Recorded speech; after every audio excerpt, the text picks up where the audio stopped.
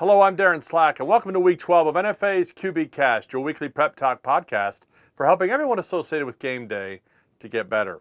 We're finishing up our quarterback leadership series this week with number 12 on the list of critical attributes for quarterback leaders on the field and in life, and that's arm talent.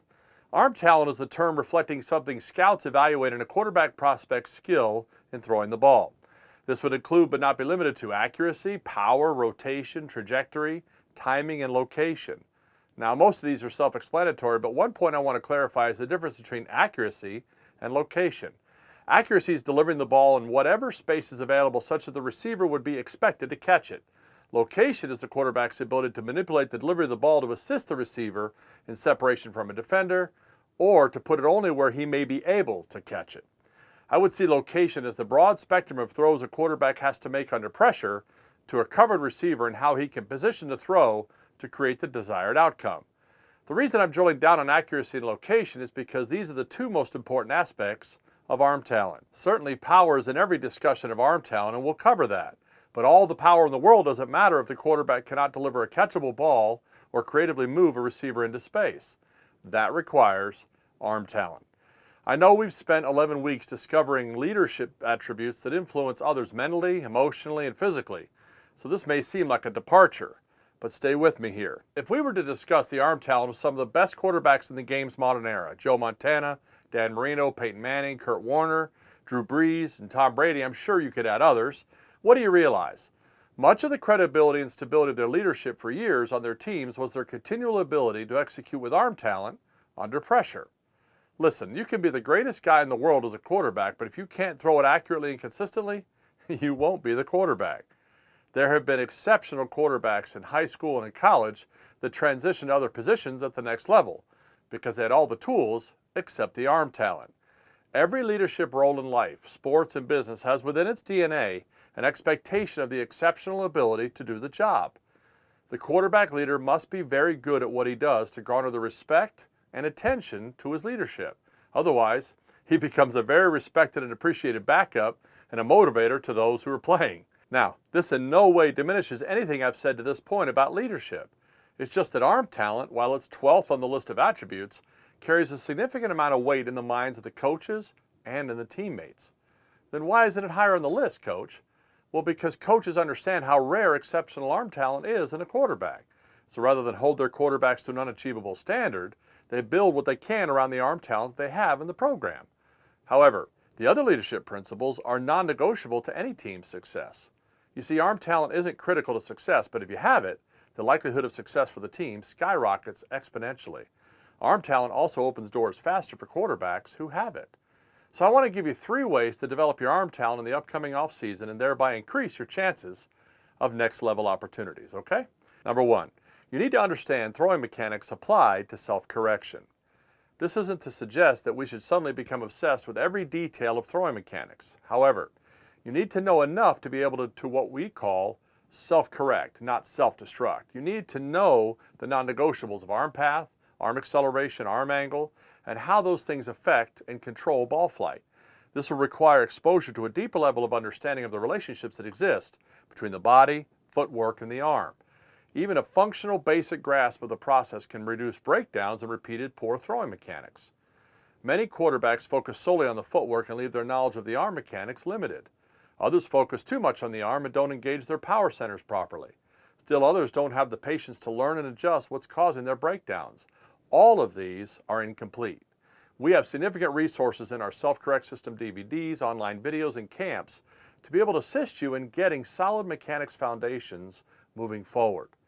Regardless of how you go about it, you must seek a sound training experience that gives you the feedback mechanisms of coaching and repetition to improve your throwing mechanics. Even the best QBs still pursue off-season training to stay sharp. Maintaining a commitment to learning your craft as a quarterback is critical to sustaining competitive advantage, respect from your teammates and coaches, and staying at the top of your skill set. Number 2, you need to understand where to generate your power on a throw. You see, many young quarterbacks are too dependent on their upper body to deliver the ball because they have spent their whole lives being able to get by with that. This usually produces wider, less compact throwing motions. You see winding up like baseball players and unnecessary motions in a lot of throwing mechanics. As you progress in levels, you'll have to be able to generate the same power with less movement. Your space to deliver the ball condenses, the speed of defenders breaking on the ball increases, and your time to get the ball out reduces. We must learn how to use the primary muscle groups in our body to increase torque in our throw. This requires a more efficient, compact, and explosive delivery. Some better youth quarterbacks have already figured it out through feel, trial, and error. Others got the coaching they needed to engage it. It doesn't matter how, but you must purpose to throw from the body's power centers and not just the arm. Here again, we've produced an entirely brand new series called the F4 Explosive Quarterback System to assist quarterbacks in developing power and explosiveness in movement and in throwing mechanics. You can check out our website for more details. Wherever you get the input you need, it's critical that you develop power in your arm talent. The quarterback who cannot drive the football with power is unlikely to draw the attention of next-level scouts, simply because they can find ones who can meet and exceed the expectation of arm power. Now, while the weight room can certainly help, arm strength isn't the key issue here. It's timing, sequencing, and application of power into the ball at release. If the weight room were all that mattered, quarterbacks would be the biggest dudes on the field, but they usually aren't. In fact, some kids defy logic in looking at their size, yet they can really drive the football down the field. This is mechanics, timing, sequencing, and lower body engagement. Get the help you need to engage the core and legs, and you'll create more opportunities for yourself than you ever thought possible. Okay, number 3. Accelerating footwork and decision-making speed are critical to improving arm talent. Now, footwork is about getting the body ready to deliver the ball accurately and with power. Because the quarterback moves prior to throwing, his footwork is critical to reestablishing a base from which to throw. He must be balanced, yet explosive. This requires a development of quick feet that are under control at all times inside and outside of the pocket. Here again, coaching will help a great deal to get footwork tighter and more efficient. We cover footwork extensively in the self-correct system videos I mentioned earlier. And there are many excellent coaches who can assist you in getting the footwork you need. However, footwork alone isn't enough, simply because the mental process to deciding to throw the ball always precedes the footwork. So in order for footwork to have a meaningful context to improve, the quarterback must learn to accelerate his decision-making.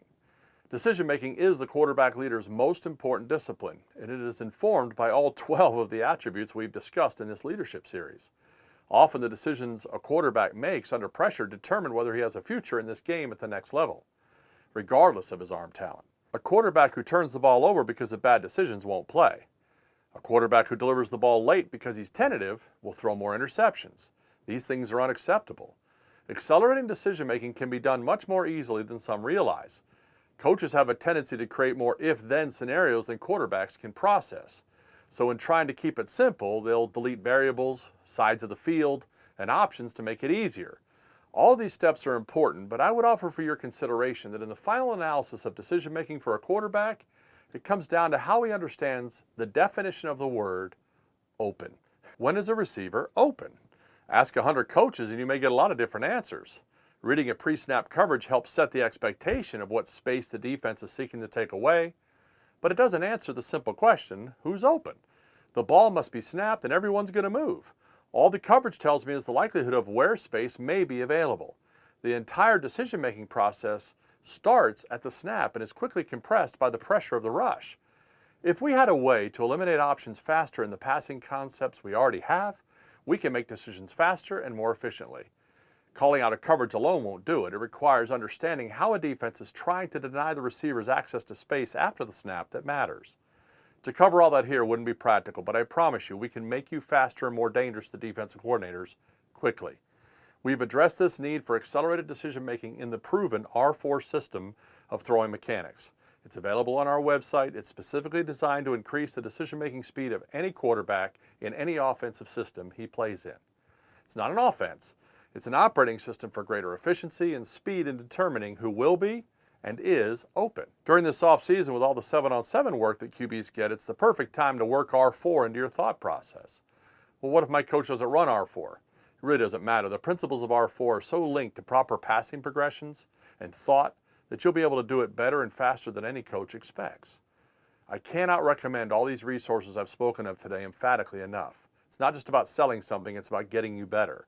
You will not absorb these skills I have spoken about without specific input coaching. These are not maturity issues, they're coach skills that must be developed to be sustained. No matter where you choose to get your help, you'll need to develop your arm talent to increase your chance to become the quarterback leader that you desire.